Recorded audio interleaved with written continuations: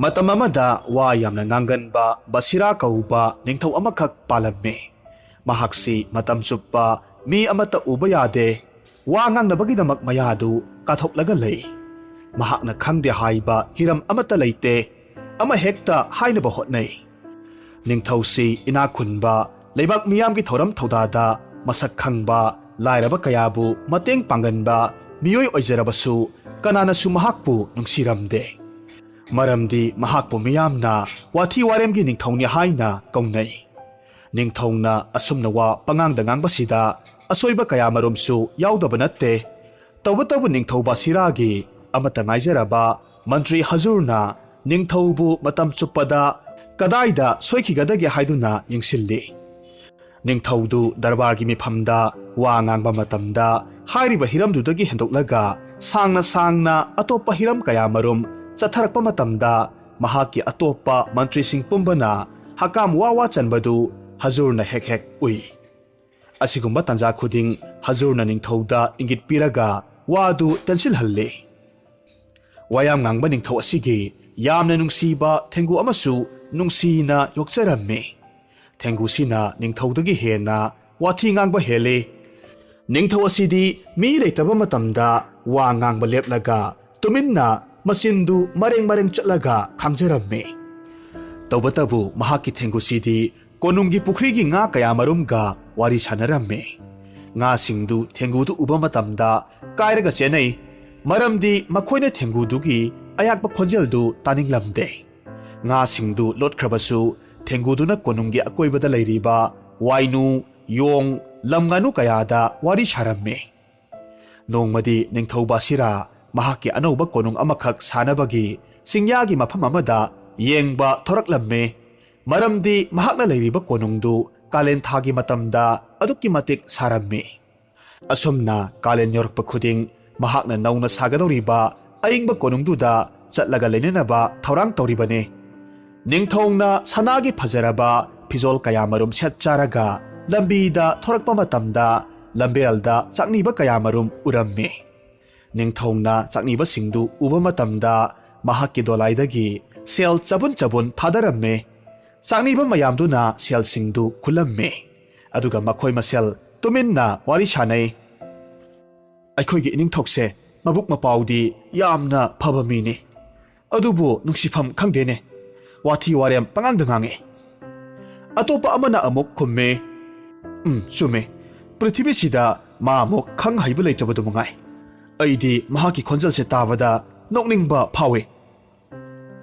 ꯆꯥꯛꯅꯤꯕꯁꯤꯡꯒꯤ ꯂꯣꯟꯅ ꯁꯥꯟꯅꯕ ꯋꯥꯔꯤꯁꯤꯡꯗꯨ ꯅꯤꯡꯊꯧꯅ ꯇꯨꯃꯤꯟꯅ ꯇꯥꯍꯧꯔꯝꯃꯤ꯫ ꯃꯇꯝꯗꯨꯗ ꯃꯍꯥꯛ ꯈꯨꯗꯛꯇ ꯃꯊꯃꯣꯏ ꯀꯥꯏꯈꯤ꯫ ꯇꯁꯦꯡꯅ ꯃꯍꯥꯛ ꯃꯁꯥꯅꯁꯨ ꯈꯪꯖꯩ, ꯆꯥꯛꯅꯤꯕꯁꯤꯡꯅ ꯍꯥꯏꯔꯤꯕ ꯋꯥꯗꯨ ꯆꯨꯝꯃꯤ ꯍꯥꯏꯕꯁꯤ ꯃꯍꯥꯛꯅ ꯈꯪꯉꯤ꯫ ꯃꯍꯥꯛ ꯋꯥ ꯉꯥꯡꯕ ꯃꯇꯝꯗ ꯂꯣꯏꯁꯤꯟꯕ ꯍꯩꯇꯦ, ꯃꯈꯥ ꯌꯥꯝꯅ ꯁꯥꯡꯊꯒꯜꯂꯤ ꯍꯥꯏꯕꯁꯤ ꯈꯪꯗꯕ ꯅꯠꯇꯦ꯫ ꯍꯥꯏꯔꯤꯕ ꯅꯨꯃꯤꯠꯇꯨ ꯅꯤꯡꯊꯧꯗꯨ ꯊꯕꯛ ꯆꯠꯊꯣꯛꯂꯨꯔꯒ ꯍꯟꯖꯤꯜꯂꯛꯄ ꯃꯇꯝꯗ ꯑꯍꯤꯡꯗꯨ ꯇꯨꯝꯕ ꯌꯥꯔꯝꯗꯦ꯫ ꯃꯍꯥꯛꯄꯨ ꯂꯩꯕꯥꯛ ꯃꯤꯌꯥꯝꯅ ꯋꯥꯊꯤ ꯋꯥꯔꯦꯝ ꯉꯥꯡꯕ ꯅꯤꯡꯊꯧ ꯍꯥꯏꯕ ꯋꯥꯍꯩꯗꯨ ꯅꯤꯡꯁꯤꯡꯂꯒꯇ ꯑꯗꯨꯝ ꯂꯩ꯫ ꯃꯊꯪꯒꯤ ꯅꯨꯃꯤꯠꯇ ꯅꯤꯡꯊꯧꯅ ꯑꯌꯨꯛꯀꯤ ꯆꯥꯅꯕ ꯍꯣꯠꯅꯔꯤꯉꯩ ꯃꯇꯝꯅꯤ꯫ ꯀꯣꯅꯨꯡꯒꯤ ꯆꯥꯛꯁꯪ ꯃꯅꯥꯛꯇ ꯃꯍꯥꯛꯀꯤ ꯃꯅꯥꯏ ꯑꯅꯤꯅ ꯇꯨꯃꯤꯟꯅ ꯋꯥꯔꯤ ꯁꯥꯕꯗꯨ ꯃꯍꯥꯛꯅ ꯇꯥꯍꯧꯔꯝꯃꯤ꯫ ꯍꯦ, ꯈꯔ ꯊꯨꯅ ꯁꯦꯝꯕ ꯂꯣꯏꯁꯤꯜꯂꯨ, ꯏꯅꯤꯡꯊꯧ ꯍꯧꯒꯠꯂꯛꯂꯅꯤ, ꯋꯥꯌꯥꯝ ꯉꯥꯡꯕ ꯍꯧꯔꯛꯂꯅꯤ꯫ ꯑꯃꯅ ꯑꯃꯨꯛ ꯑꯁꯨꯝꯅ ꯈꯨꯝꯃꯤ, ꯂꯣꯏꯅꯃꯛ ꯁꯦꯝ ꯁꯥꯕ ꯂꯣꯏꯔꯦꯗ, ꯏꯅꯤꯡꯊꯧ ꯋꯥꯊꯤ ꯋꯥꯔꯦꯝꯒꯤꯗꯣ꯫ ꯑꯁꯨꯝꯅ ꯍꯥꯏꯔꯒ ꯃꯈꯣꯏ ꯑꯅꯤꯗꯨ ꯇꯨꯃꯤꯟꯅ ꯅꯣꯛꯂꯝꯃꯤ꯫ ꯃꯈꯣꯏꯒꯤ ꯋꯥꯗꯨꯗ ꯅꯤꯡꯊꯧꯗꯨ ꯁꯥꯎꯅꯤꯡꯕꯗꯤ ꯂꯥꯏꯔꯗꯅ ꯃꯊꯟꯇ ꯅꯣꯛꯂꯝꯃꯤ, ꯑꯗꯨꯒ ꯑꯃꯨꯛꯁꯨ ꯃꯨꯔꯨꯝ ꯁꯣꯜꯂꯤ꯫ ꯑꯣ, ꯑꯩꯁꯤ ꯋꯥꯊꯤ ꯋꯥꯔꯦꯝꯒꯤ ꯅꯤꯡꯊꯧ ꯀꯧꯅꯔꯦ ꯍꯥꯏꯕꯁꯤ ꯆꯨꯝꯂꯦꯗꯅ꯫ ꯅꯨꯃꯤꯠꯁꯤꯗ ꯅꯤꯡꯊꯧꯅ ꯃꯍꯥꯛꯀꯤ ꯃꯟꯇ꯭ꯔꯤ ꯍꯖꯨꯔꯕꯨ ꯀꯧꯔꯒ ꯑꯃꯨꯛ ꯍꯥꯏꯔꯛꯈꯤ, ꯍꯖꯨꯔ, ꯑꯩꯁꯤ ꯏꯅꯥꯏ ꯏꯁꯦꯜꯅ ꯐꯥꯎꯕ ꯋꯥꯊꯤ ꯋꯥꯔꯦꯝ ꯀꯧꯅꯔꯦ, ꯃꯁꯤ ꯐꯅꯕꯒꯤ ꯄꯥꯝꯕꯩꯀ ꯂꯩꯕ꯭ꯔꯥ? ꯏꯅꯤꯡꯊꯧ, ꯅꯅꯥꯏꯅ ꯇꯥꯛꯆꯕꯗꯤ ꯅꯠꯆꯗꯦ, ꯋꯥ ꯇꯦꯟꯇꯛ ꯍꯥꯏꯕꯤꯔꯒꯗꯤ ꯑꯗꯨꯝ ꯐꯔꯛꯀꯅꯤꯗ꯫ ꯑꯁꯨꯝꯅ ꯅꯤꯡꯊꯧꯅ ꯋꯥ ꯌꯥꯝꯅ ꯉꯥꯡꯗꯅꯕ ꯐꯅ ꯀꯟꯅ ꯍꯣꯠꯅꯩ, ꯑꯗꯨꯕꯨ ꯍꯦꯛꯇ ꯋꯥꯁꯥ ꯉꯥꯡꯕ ꯍꯧꯔꯛꯂꯝꯃꯤ꯫ ꯃꯁꯤꯒꯤ ꯃꯇꯨꯡꯗ ꯀꯥꯂꯦꯟ ꯊꯥ ꯑꯃꯨꯛ ꯆꯪꯂꯛꯂꯦ꯫ ꯀꯣꯅꯨꯡꯒꯤ ꯑꯀꯣꯏꯕꯗꯨ ꯌꯥꯝꯅ ꯁꯥꯕ ꯍꯧꯔꯛꯄꯅ ꯅꯤꯡꯊꯧꯗꯨ ꯃꯍꯥꯛꯅ ꯑꯅꯧꯕ ꯁꯥꯕ ꯆꯤꯡꯌꯥꯒꯤ ꯀꯣꯅꯨꯡꯗꯨꯗ matam khara leirunabagidamag chatkhirammi.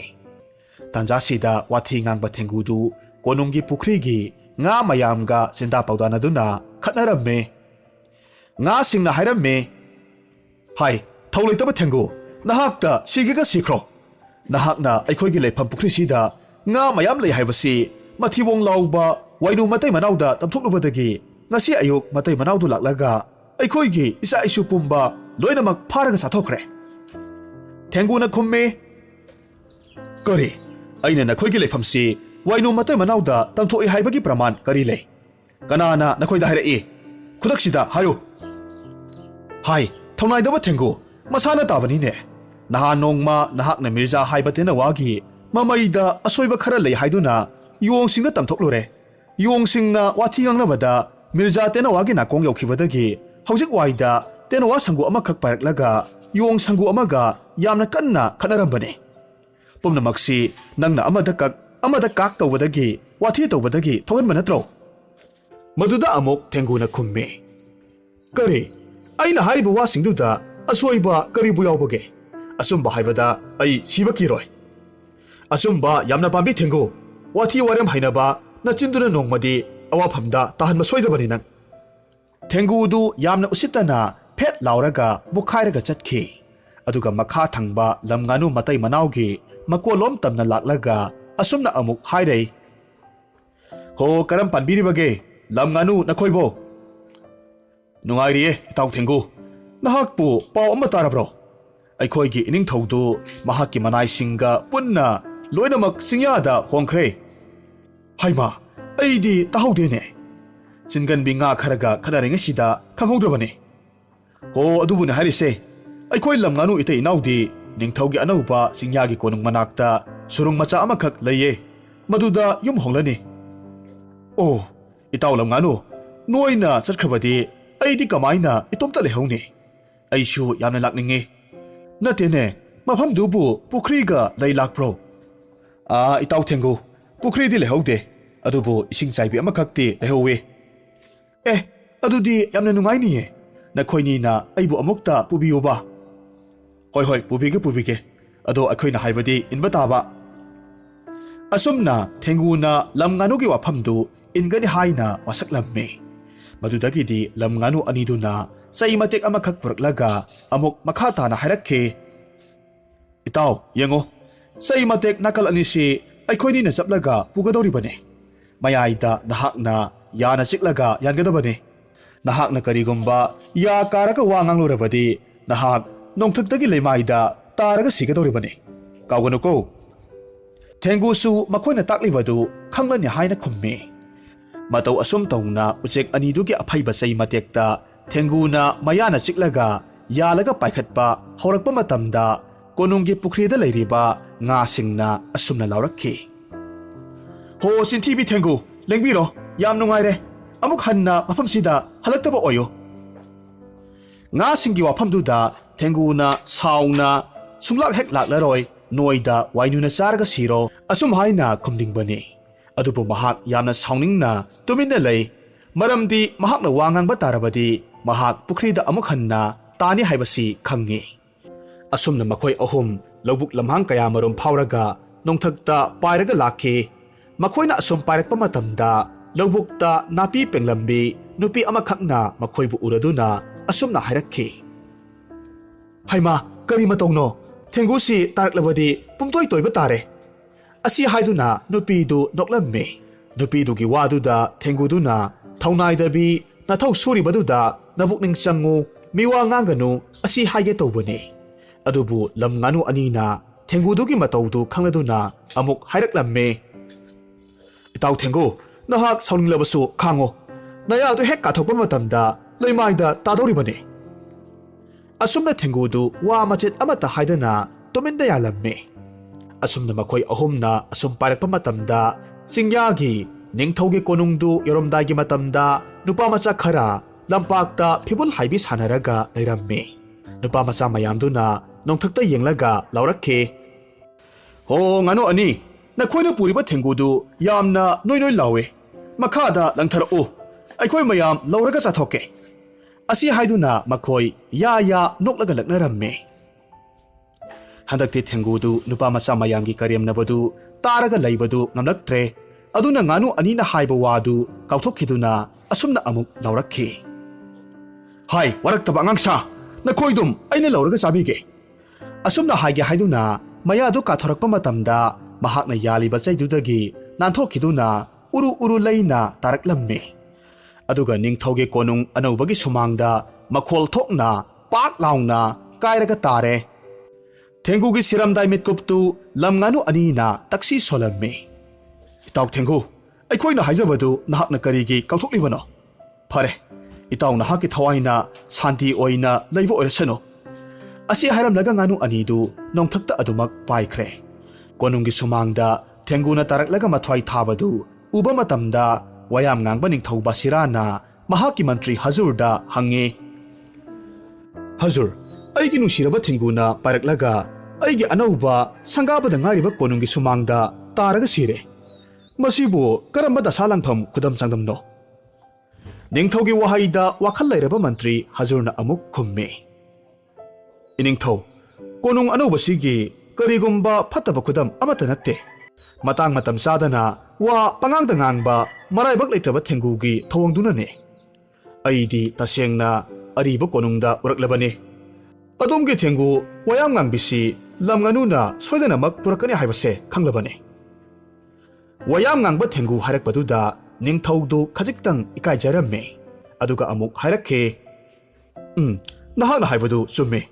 Aigi Thenggusi numit chuppa atai sa ucheksinga khanaragata leibane. Amaromda aisu nongmadi masigi misisida sigadoribra. Mantri na khumme. Iningthau wabigano. Nanaina adomgi nakta leiringe matamda adom kananasu khudum chanba ngamloi. Tasengbadi atopa mantri singamadi Hazurna ningthaudu matam chuppa wayam ngangbagaidamak asigumba pairakki dasasi phangba soiroi haina khalambani. Ningthauna tapna amuk makha tarakhe. Summe Hazur, nahak kumlaba wakhal leiba pukchel sengba aigi inai amakhak leibsina aina matam chuppa komna hinglibani. Asumna wathi ngangba ningthauna wakhal leiba mantri Hazurga tanaraga mahaki leikhidraba Thenggu adubu ningsingba oina sanagi Thenggugi murti amakhak konunggi darbarda khilamme. Numitsidagi ningthauna wa yamna sangtharaga ngange tarukpa khuding Thenggudu ubadagi wa ngangba hantharamme. Asumna nongmagi wa ngangbagi chang hanthakibana wa ngangdabagi hainabidu waikiduna ningthau basiradu wathi warem ngangbadu tokre. Masagi thaudang hena pukning changkhre. Mamaida ningthaubu karemnaramba lebak miyamsu ningthaubu nongmagi ikai khumnaba hengalakhi. Matau asum tauna hariba lebaksi mara tapna ingna pankhi. Hauzik amuk taminarasi Taubuldagi Thokchom Brownie na thabirakpa Japangi phungawari apangba hangoi anigi wari. Mathai thaina mamangaida Japan leibakta hangoi anikhak leiramme. Hangoi amana samudra mapanda leiba Osaka haiba lamduda lei. Aduga hangoi amadi Kyoto haiba lamdu phauraga chenba turel macha amada lei. Mafam animaksi yamna lapa oibana makhoi animak amana amabu masak khangnaramde. Adubu ikhang khanghodana makhoi anigi wakhalda mapangi sangsarsi koithoktuna khangningbagi wakhal poklakhe. Asomna Osaka da leiba hangoisina Kyoto da chatninglamme. Aduga Kyoto da leiba hangoisina Osaka da chatninglamme. Yening thagi matamne nongma ayuk amada hangoi anidu masa-masagi leifamsingdudagi Osaka amadi Kyoto phaunaba lambiduda maikai amamamdagi lakpa haunaramme. Makhoi anigi khongchattu makhoi anigi wakhalga tayonana yamna waba khongchat amakhak oiramme. Hana mapan thonglaktaba oibana lam chatpagi maramda thoina khanglamde. Makhoi anina laknariba lambidugi mayaida singjau amasu lei. Makhoi anina madu kananaba hotnabada masing thingamdana phan chonge. Asum karakpa matamda ikhang khanghodana makhoi ani singdugi matonda thengnaramme. Mitkup kharadi makhoi wa ngangda tuminna yengnai. Madudagi di mabani wari sanaraga ꯃꯈꯣꯏ ꯑꯅꯤꯅ ꯂꯥꯛꯂꯤꯕ ꯈꯣꯡꯆꯠꯇꯨꯒꯤ ꯃꯇꯥꯡꯗ ꯋꯥꯔꯤ ꯑꯃꯨꯛ ꯁꯥꯟꯅꯔꯝꯃꯤ꯫ ꯆꯞ ꯃꯥꯟꯅꯕ ꯃꯇꯝꯗ ꯆꯞ ꯃꯥꯟꯅꯕ ꯑꯄꯥꯝꯕ ꯑꯃꯒꯤ ꯃꯈꯥꯗ ꯊꯣꯛꯂꯛꯈꯤꯕ ꯃꯈꯣꯏ ꯑꯅꯤ ꯃꯁꯥ ꯃꯁꯥꯒꯤ ꯍꯧꯔꯛꯐꯝ ꯂꯝꯗꯝꯗꯨꯒꯤ ꯃꯔꯝꯗ ꯋꯥꯔꯤ ꯂꯤꯅꯔꯝꯃꯤ꯫ ꯊꯣꯏꯅ ꯑꯊꯨꯕ ꯂꯩꯅꯗꯕꯅꯤꯅ ꯃꯈꯣꯏ ꯑꯅꯤ ꯃꯐꯝꯗꯨꯒꯤ ꯑꯏꯪꯕ ꯃꯐꯝꯗꯨ ꯊꯤꯔꯒ ꯄꯣꯊꯥꯔꯕꯒꯤ ꯃꯇꯨꯡꯗ ꯑꯃꯨꯛ ꯃꯁꯥ ꯃꯁꯥꯒꯤ ꯈꯣꯡꯆꯠ ꯃꯈꯥ ꯆꯠꯊꯅꯕꯒꯤꯗꯃꯛ ꯈꯟꯅꯔꯝꯃꯤ꯫ ꯃꯇꯝꯗꯨꯗ ꯑꯣꯁꯥꯀꯥꯒꯤ ꯍꯪꯉꯣꯏꯗꯨꯅ ꯑꯃꯨꯛ ꯍꯥꯏꯔꯛꯂꯝꯃꯤ꯫ ꯑꯄꯤꯛꯄ ꯖꯤꯕ ꯑꯣꯏꯔꯨꯕꯅ ꯑꯩꯈꯣꯏꯁꯦ ꯀꯌꯥꯗ ꯇꯣꯟꯈ꯭ꯔꯕꯅꯣ? ꯆꯤꯡꯗꯣꯜꯁꯤꯗ ꯂꯩꯔꯕ ꯐꯥꯎꯕ ꯆꯠꯀꯗꯧꯔꯤꯕ ꯇꯝꯄꯥꯛꯀꯤ ꯂꯝꯗꯝꯁꯤ ꯎꯕ ꯐꯪꯗꯦꯅꯦ꯫ ꯑꯁꯨꯝ ꯍꯥꯏꯅ ꯍꯥꯏꯔꯝꯃꯤ꯫ ꯃꯗꯨꯗ ꯀ꯭ꯌꯣꯇꯣꯒꯤ ꯍꯪꯉꯣꯏꯅ ꯑꯃꯨꯛ ꯈꯨꯝꯂꯛꯂꯝꯃꯤ꯫ ꯁꯨꯝ ꯇꯧꯔꯁꯤ, ꯏꯕꯥꯅꯤ ꯂꯦꯞꯈꯠꯅꯔꯒ ꯍꯦꯛꯇ ꯀꯣꯟꯅꯔꯁꯤ, ꯑꯗꯨꯒ ꯑꯩꯈꯣꯏꯅꯤ ꯑꯃꯅ ꯑꯃꯕꯨ ꯉꯥꯛꯅꯔꯒ ꯂꯦꯞꯅꯔꯕꯗꯤ ꯎꯒꯅꯤꯗ꯫ ꯑꯁꯨꯝꯅ ꯃꯈꯣꯏ ꯑꯅꯤꯃꯛ ꯂꯦꯞꯈꯠꯂꯝꯃꯤ, ꯑꯗꯨꯒ ꯑꯃꯅ ꯑꯃꯕꯨ ꯉꯥꯛꯅꯔꯒ ꯀꯣꯟꯅꯔꯒ ꯂꯦꯞꯄꯤ꯫ ꯑꯗꯨꯕꯨ ꯂꯥꯏꯕꯛ ꯊꯤꯕꯗꯤ ꯃꯈꯣꯏ ꯑꯅꯤꯅ ꯂꯦꯞꯈꯠꯂꯛꯄ ꯃꯇꯝꯗꯗꯤ ꯃꯈꯣꯏꯒꯤ ꯃꯃꯤꯠꯁꯤꯡꯗꯨ ꯃꯇꯨꯡꯂꯣꯝꯗ ꯂꯣꯏꯅꯃꯛ ꯂꯩꯈꯤꯔꯝꯃꯤ꯫ ꯃꯔꯝꯁꯤꯅ ꯃꯈꯣꯏ ꯑꯅꯤꯅ ꯎꯔꯤꯕ ꯃꯐꯝꯁꯤꯡꯗꯨꯗꯤ ꯃꯈꯣꯏ ꯑꯅꯤꯒꯤ ꯍꯧꯔꯛꯐꯝꯗꯨ ꯑꯣꯏꯔꯝꯃꯤ꯫ ꯃꯇꯝꯗꯨꯗ ꯑꯣꯁꯥꯀꯥꯒꯤ ꯍꯪꯉꯣꯏꯗꯨꯅ ꯑꯃꯨꯛ ꯍꯥꯏꯔꯛꯈꯤ꯫ ꯑꯣꯟꯊꯣꯛꯄꯅꯤꯗ, ꯀ꯭ꯌꯣꯇꯣꯁꯤꯗꯤ ꯑꯣꯁꯥꯀꯥꯒ ꯆꯞ ꯃꯥꯟꯅꯩꯅꯦ꯫ ꯑꯁꯨꯛ ꯂꯥꯞꯅ ꯂꯥꯛꯄꯒꯤ ꯀꯔꯤꯃꯠꯇ ꯀꯥꯟꯅꯕ ꯂꯩꯇꯦ꯫ ꯑꯩ ꯌꯨꯝꯗ ꯑꯣꯏꯅ ꯍꯜꯂꯒꯦ꯫ ꯀ꯭ꯌꯣꯇꯣꯒꯤ ꯍꯪꯉꯣꯏꯅ ꯑꯃꯨꯛ ꯍꯥꯏꯔꯛꯈꯤ꯫ ꯑꯣꯁꯥꯀꯥꯁꯤ